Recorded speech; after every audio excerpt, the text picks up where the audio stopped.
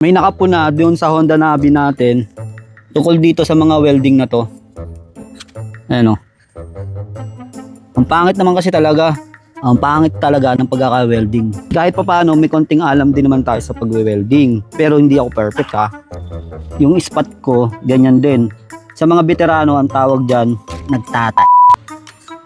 Sorry for the words, pero yun yung term doon sa mga veteranong welder. Kasi hindi pulido at makalat yung pagkaka-welding. Ayan o.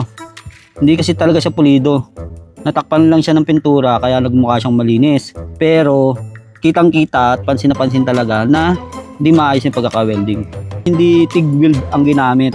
Mukha siyang ordinaryong welding machine or welding rod ang ginamit. Yung luto kasi ng pagkaka-welding medyo makalat. Walang takas sa malinaw na mata ng mga nakakapanood eh.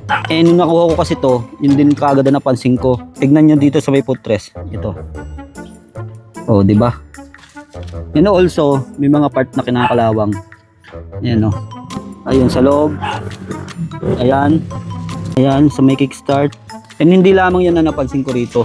Hindi ko alam kung saan ba nila inilagay itong warehouse. Kung naka-open parking ba to, nauulanan. Kasi ayan o, yung mga namumuti na yan. Ayan o. Nagpa-powderize. Ano ba yan? Acid rain. Ayan yung loob na yan. Namumuti rin yan. Isa yan sa mga napansin ko dito sa Honda Navi. Ito pa sa may shock. Ano bang pantanggal dito? Comment nga kayo mga bossing. Ayan o. Namumuti siya. So ayan lang yung napansin ko dito sa ating Honda Navi na medyo hindi ko nagustuhan. Pero cute.